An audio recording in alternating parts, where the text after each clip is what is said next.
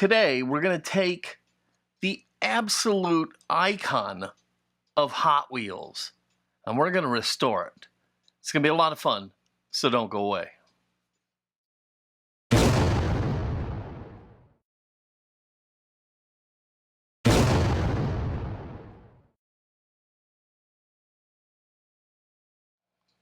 Hey everybody, it's Paul from Fat Guy Productions coming to you as always from beautiful Las Vegas, Nevada. And yes, indeed, we're going to take the absolute icon of Hot Wheels Redlines.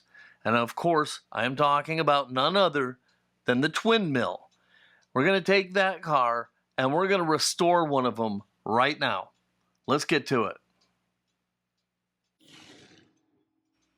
As much as the Twin Mill is in fact an icon of Hot Wheels, it's odd to me that you don't see a lot of them getting restored. And I guess there's a lot of different reasons for that. One reason is the suspension system. You can't take the wheels completely off the base, and it's got a painted base, so that adds a whole new level of challenges to the build. But yeah, you don't see it getting done a lot, and it's a shame because it's a fun car and a beautiful car, and hopefully we can work around all the little challenges and save this really scuzzy car. Yeah, it's not good, guys. It really isn't good.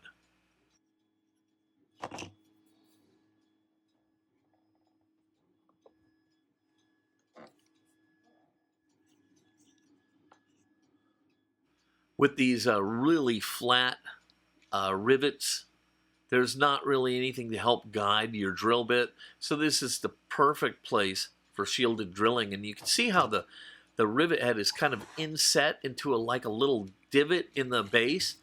That's partially how this works, is it helps hold the shield of the Vix Bit in place so that the drill bit won't skate and dance around while you're drilling. So we just kind of find the right bit to fit in there and just slowly apply a little pressure, a little bit more and more and more, as we start to get the mushroomed end of the post drilled out. And look, every time, look at that. Picture perfect. Dead center on the rivet. You can't ask for better.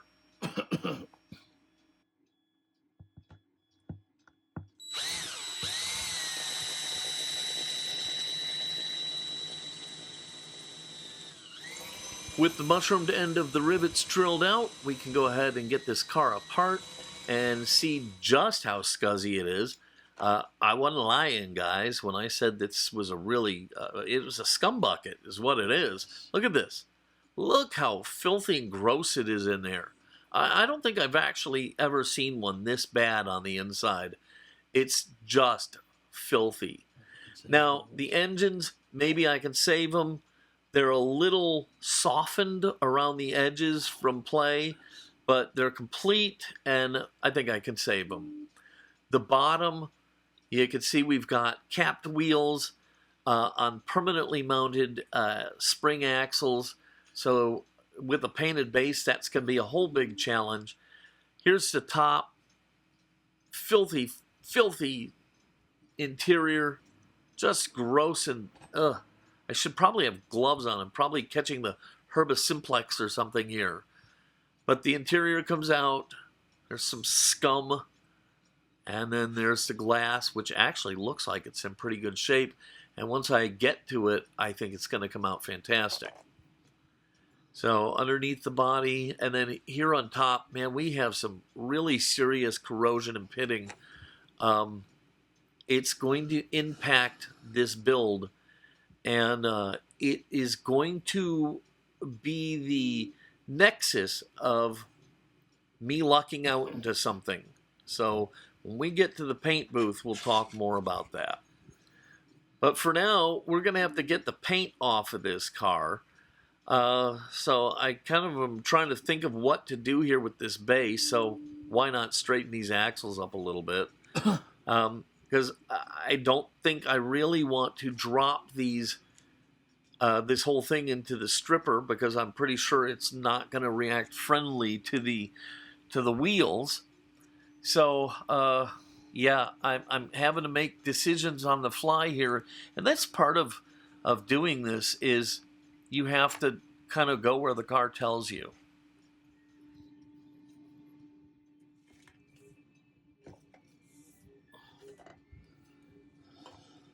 So while fiddle farting around with the base, I've come to a decision. The body top is into the warm liquid goo, but the base, I just can't stick it in there and risk ruining the entire car, which is what would happen if the back part of the capped wheels melted or dissolved or otherwise went astray. So I'm going to have to turn to the old technique of brush painting the stripper on. So that's what we're going to do. We're going to get out a brush and we're going to start dabbing the stripper on the base, trying to make sure that we stay as clear from the wheels as we can. I am leaving the caps on as I am wont to do because I think it is just a line of protection for the back of the cap, or if you've got a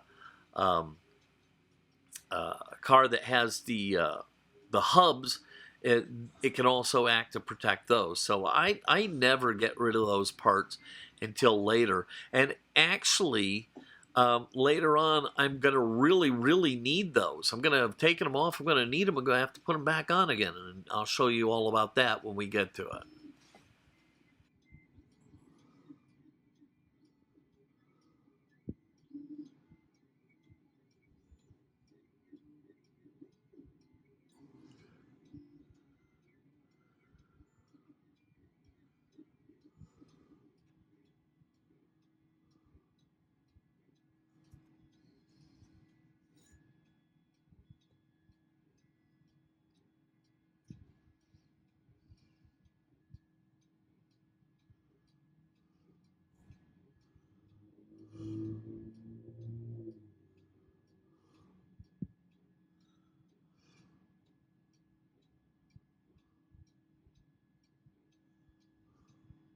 Okay, so once the stripper has had a chance to do its miracles on the body and the base, I'll take them to the sink and I'll scrub them down and get rid of all the rest of the paint and clean off all the stripper. And now I can see what a total disaster I have going here. The body is just a wreck. There's so much corrosion and pitting on the roof here, right on the top of the car. It's just awful. So this calls for the wire wheel and the rotary tool to try and get as much of that off as possible. And then later I can take it for electropolishing and electroplating.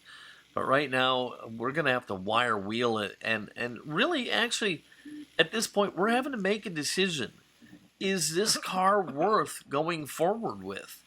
You know, let's be honest. Sometimes the car is just too far gone, and maybe that's what I'm facing here. I don't know. But I sure am not going to give up without a fight. But it's definitely in the back of my mind that maybe this car isn't savable.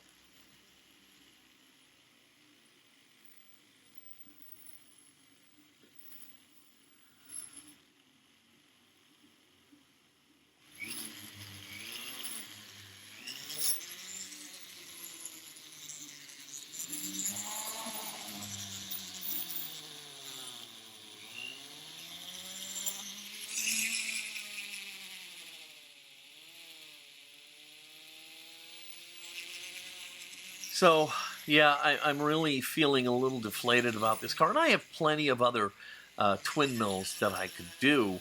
But I really like the challenge of the more beat-up cars. So I really don't want to abandon this one. But I'm not feeling very positive about it. So after the wire wheeling, I took it down and gave it a spin through my electropolishing. That helped a little bit, but it left behind the pitting that I've been talking about. There was one especially bad spot on the roof, kind of almost like a bubbled up area.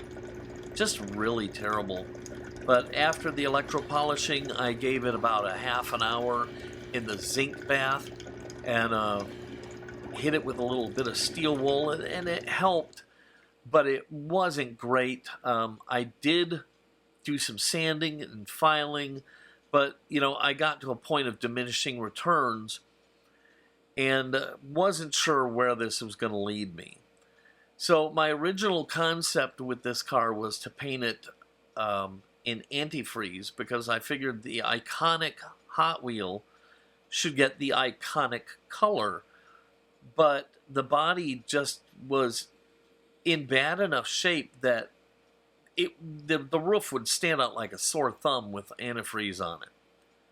So I had to make some adjustments on the fly. So after polishing the body as best as it could get, using brass bristle brushes and some flits and polishing wheels and everything, I decided to change and go with olive.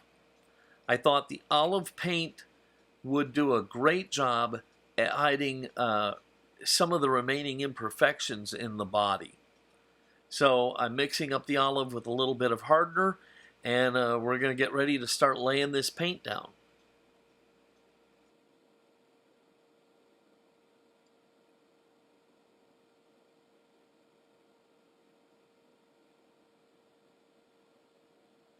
Oh, the paint booth. This project and the paint booth. This is where a lot of stuff happened. And I'm going to be perfectly honest, sometimes it is better to be lucky than good. And here at the paint booth, I'm going to get very lucky. I can't begin to tell you. It just... Okay, so I already said that I've changed my mind from antifreeze to olive. And I picked the olive because it's a much darker color, and I figured it would help hide a lot of the imperfections that are still in the body. So I decided to go to this olive, and as I'm starting to lay it down on the body, it is virtually invisible. I'm putting down a tack coat, and I don't see anything happening. I was astounded at how unopaque the olive paint was. And so now I'm thinking to myself, I'm totally screwed here. This isn't going to hide anything. I mean, I've put down a tack coat, and even into several of the intermediate coats, I was barely seeing any color. So I wasn't sure if this olive was going to work out at all. Then I tried taping off the hubs on the base, but because everything is so tight down there, I knew I was going to have areas where the paint wasn't going to be able to get to what it needed to. So I ended up pulling all that off, and I pulled out the cap wheels and stuck them back on, and just decided to paint with the wheels on it. Then I'll pull the caps off later and replace them. So that worked out all right. And as you can see, after a couple million coats, that the olive is really starting to look super beautiful, but I'm still concerned that it's too light, and that the flaws in the top of the body are going to just stand out like a sore thumb. So I decided to just keep going darker. So yeah, I kept going with the layers of paint until I was satisfied with everything all the way around. And eventually I landed with a pretty amazing looking finish on this car. And it was a long stretch away from what I had planned on. But again, like I said, sometimes you luck out into things. And I think in the end, this car is going to be beautiful. So I went ahead and hit it up with the clear coat, put it aside to dry, and I turned my attention to the motors. The motors, I probably could have replaced them because of the rounded off, softened edges, but they weren't that bad. So I pulled out the Molotow chrome pen and just gave them a good, beautiful new chrome finish and set them aside to dry. And they're actually going to come out great and look fantastic in the car. So now that that's sitting aside to dry, I can turn my attention to the window. Now, the window was not broken or anything like that, but it was really scummy, but nothing I didn't think I couldn't handle with flits and gauzy. So I broke out the flits and some Q-tips so that I could start polishing the glass. And honestly, it came out so good that I probably could have skipped the gauzy altogether. But I thought, if it looks this good now, what's it going to look like after I hit it with the gauzy? So I kept gauzy in the works and made sure that the glass was as polished as I could get before I did it. And then once I was done polishing the glass, I took it and washed it really, really well, because that gauzy and some of that wax residue from the polish, they're not going to get along really well together. So after the polishing, a good bath in some nice warm soapy water to get everything off of it, and then we can go ahead and take it for a swim.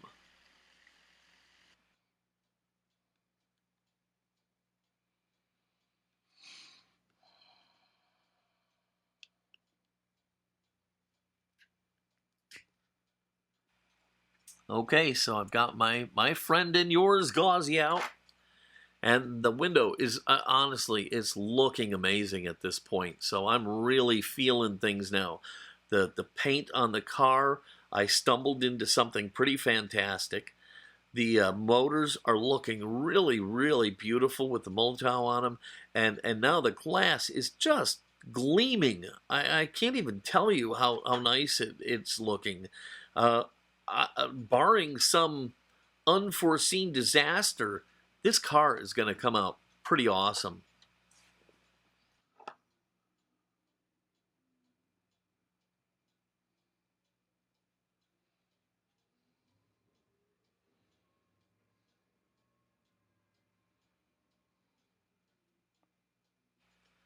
I let most of the gauzy wick away by itself, because this had a really nice flat base where I could just set it down on the paper towel and let it do its thing. And then all I had to do was just kind of pick it up and dab away a little bit of the extra in spots that were pooling. And once that's done, now I can go ahead and stick it into my beloved onion saver and let it dry, free from worry about things like woolly boogers.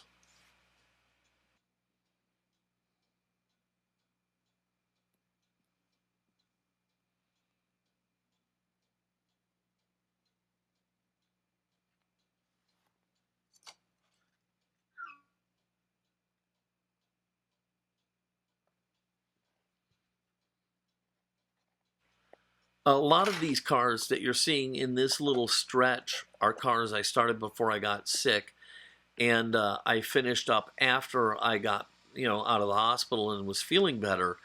And so a lot of them I picked up and forgot to drill them out. So you're seeing me time and again having to drill out the posts after all the painting is done.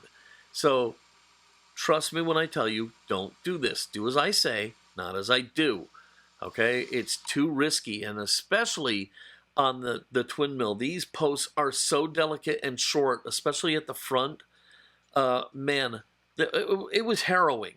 Okay? And you don't want to be doing that after you, especially after you hit a home run with the paint job. So, remember to drill out your posts before you go too far. Anyhow, I got them drilled out, and now I'm just going to go ahead and tap them and make sure that everything's deep enough and the car's going to hold together and everything's going to be right, and that I'm not going to have any additional complications when I go to put this thing together. With this dark olive paint, I'm going to use a couple 172 buttonhead screws with they've got a black finish on them, so they should really disappear into the base. I think that's going to be a nice little touch. I've heard a lot of discussion about the difference between the 172 and the 256 screws. I love to use the 256 screws, but sometimes there just is a time and place where they're not going to work, and trust me when I tell you, this is one of those places. All right. The motor is dry. The glass is dry, the paint is dry, everything's tapped out. We can put this sucker back together. I'm really excited at this point. I'm super feeling it. So we've got the window out, and we can just go ahead and lay that down into the body. Make sure it's seated nice. After that, we'll put in the interior. Now, I didn't do anything extra on the interior on this build. Probably should have. I don't know. I think I was just too excited. I was like a puppy with two Peters, and I couldn't contain myself. So I really didn't think of it. I should have. But we popped it back in, and everything is looking great. And now I don't want to touch the Molotov finish on the motors. So using a pair of tweezers, I'm going to pick the motor up, get it in the right position so that I can lay it in place, and I can put this car together without touching it, because I don't want to do anything to diminish the shine that's on these. All right, they fit perfectly, of course. And now I can put the base on and screw this car together, and then we can take a look and see what we've come up with.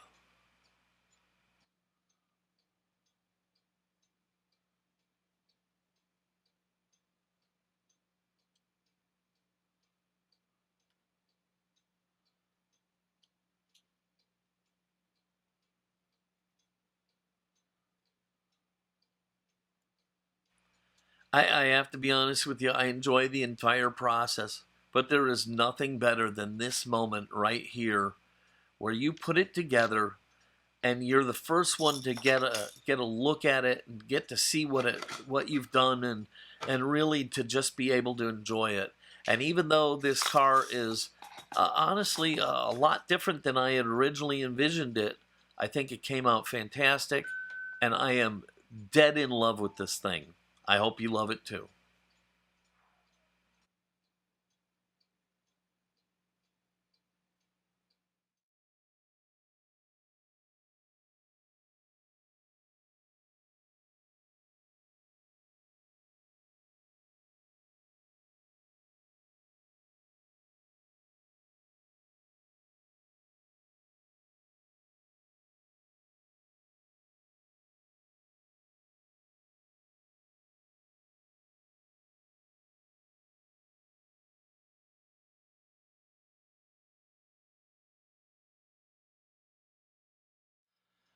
Well, there you have it, my olive green twin mill.